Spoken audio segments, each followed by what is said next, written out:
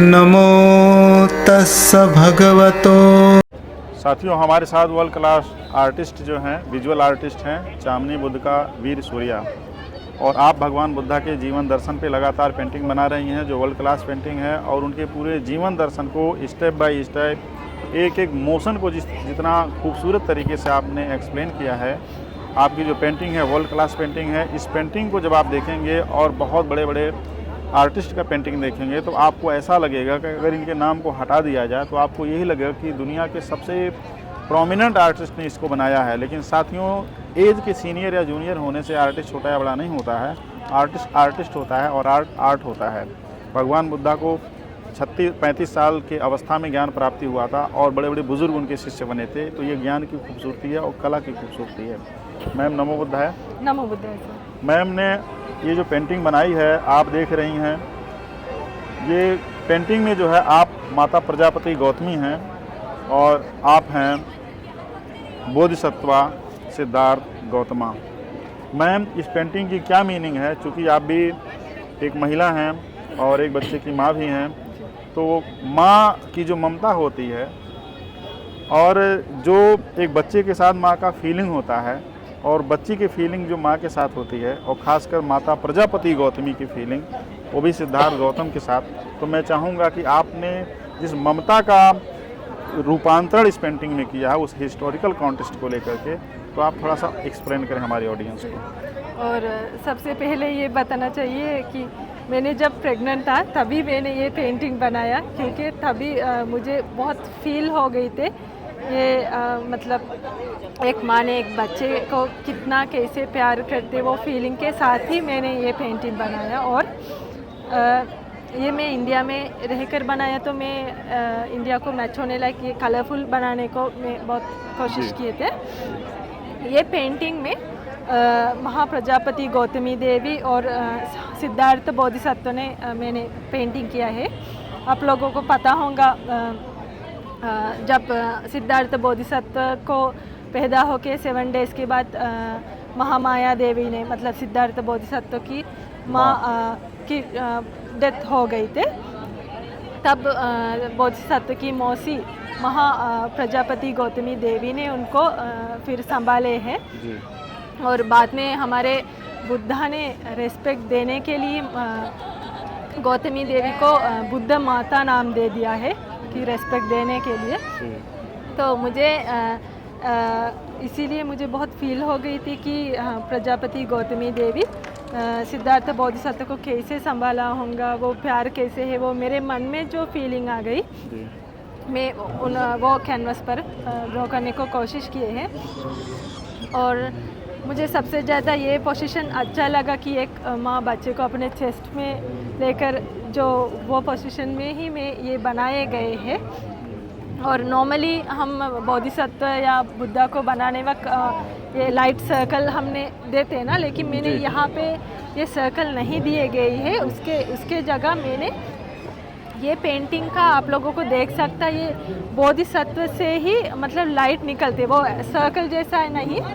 ये पूरा पेंटिंग को जहाँ पे भी चीज़ें हैं, अभी प्रजापति गौतमी देवी का फेस तक जो लाइट निकलते वो ये बोधिसत्व की तरफ से ही निकलते। और ये आसपास की सारे सामान को यहाँ से जो फेस से निकलने वाले लाइट ही मैंने दिए गए हैं। और सिंबल्स के लिए मतलब मैं यहाँ ये सनफ्लावर्स बनाए गए।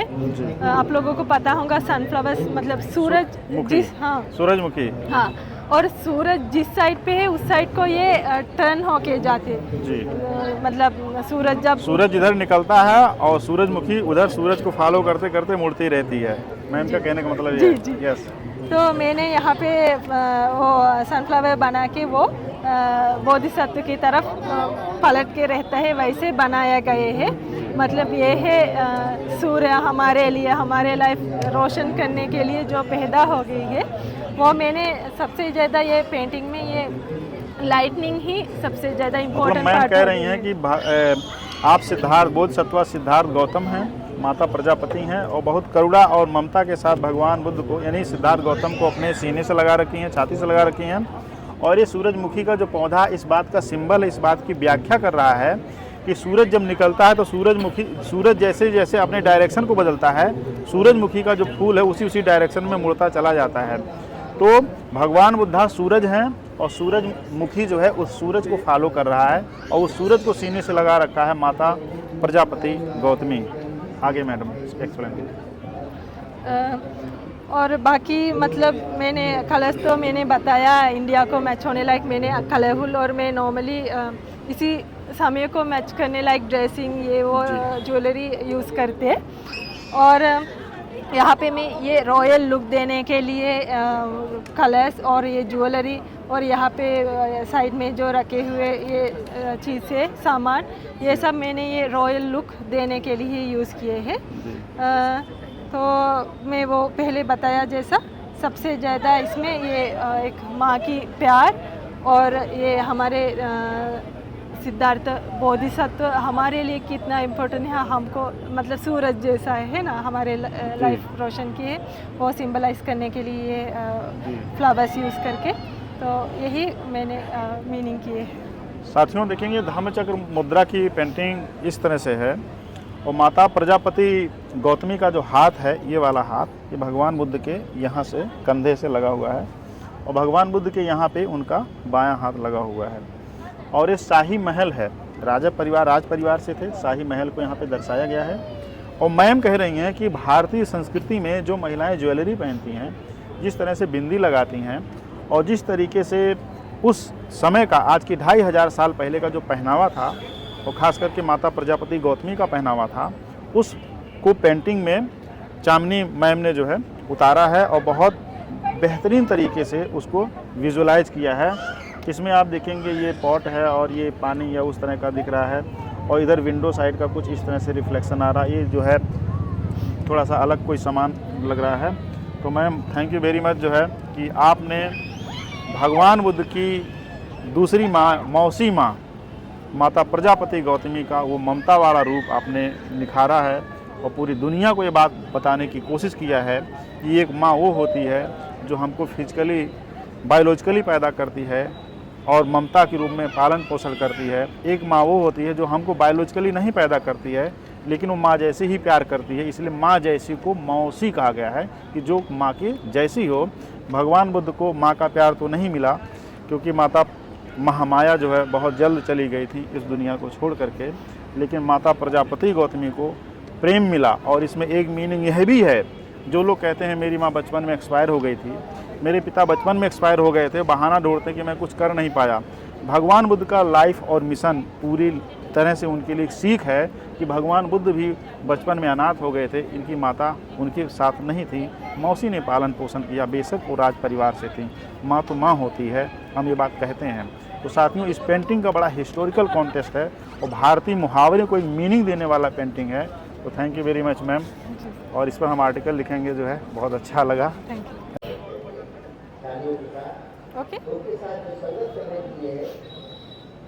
यहाँ पे मैं मतलब फेस की फीलिंग भी, एक्सप्रेशंस भी देने को कोशिश किए थे। मतलब महामाया देवी के डेथ होने के बाद बोधिसत्व को प्रजापति देवी ने संभाले थे, तो अभी खुद का सिस्टर की डेथ के साथ प्रजापति गौतमी देवी के जो सैडनेस, उनके सैडनेस भी है उनको, लेकिन सिद्धार्थ बोधिसत्व को पाने को मिलता है, मतलब उसको संभालने को मिलता है, वो खुशी भी है, वो प्यार है। तो ये मतलब अपना सिस्टर को खोने की दुख के साथ साथ ये हमारे बोधिसत्व को संभालने की ये खुशी, ये प्यार, ये सब मैंने ये आंखों से, ये फेस से ये फीलिंग देने को कोशिश किया था। और इसीलिए ही मैं ये पेंटिंग में मतलब डार्कनेस और लाइटनेस दोनों मिला के है। आप लोगों को देख सकता, मतलब अंधेरे से मतलब डार्कनेस से ही लाइटनेस ऊपर आके दिखते हैं। ये मैंने ये मतलब प्रजापति देवी का फीलिंग्स ही ये पेंटिंग में शो करने के लिए कोशिश किए हैं। साथियों ममता का सब्स्टिट्यूशन कुछ भी नहीं है। माँ का एक्सप्लेनेशन भी कुछ भी नहीं है, माँ को परिभाषित ही नहीं किया जा सकता है। पूरी दुनिया में माँ के डिफिनेशन को डिफाइन करने के डिक्शनरी में कोई शब्द ही नहीं है।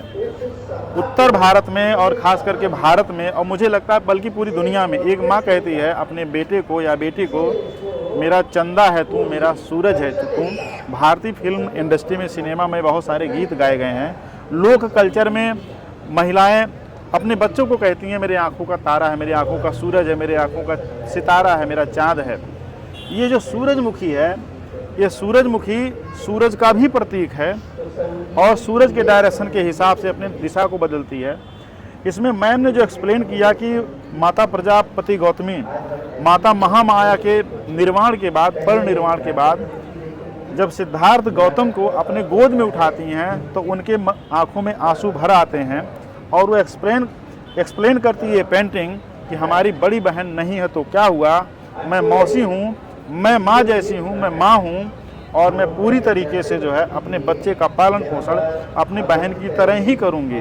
तो इस पेंटिंग में उस मीनिंग को दिखाया गया है और चेहरे पे आँखों में आंसू हैं, डलनेस भी है, लेकिन एक उम्मीद की किरण भी है कि हम इस बच्चे को इस तरह से पालन पोषण करेंगे कि इस बच्चे को कभी इस बात का एहसास ही नहीं होगा कि उसकी रियल मदर नहीं है, कि मौसी का प्रेम ही है। साथियों जो है इसकी आपने शोले फिल्म देखी होगी, जब उसमें बात आती है कि भाई बसंती शादी करा दो, तो उसमें वो कहता है कि भाई ये तो दारू पीता है, जुआ खेलता है, तो कहती मैं सगी मौसी हूँ, कोई सौतेली माँ नहीं हूँ।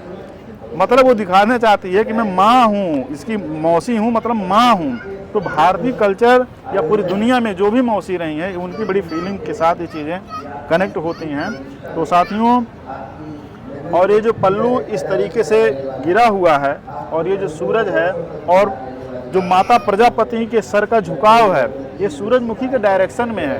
तो साथियों, इसकी हजारों व्याख्याएं हो सकती हैं, क्योंकि इस पेंटिंग को अगर आप ध्यान से देखिए, आप दाएं बाएं मत देखिए, माता प्रजापति की आंखों में देखिए, तो आपके आंखों में आंसू आने लगेंगे। आप जब हिस्ट्री को महसूस करेंगे, हिस्ट्री को फील करेंगे, जब माता प्रजापति के माथे को देखेंगे तो यहाँ पे हल्की सी सिकन भी है, क्योंकि सर झुका हुआ है।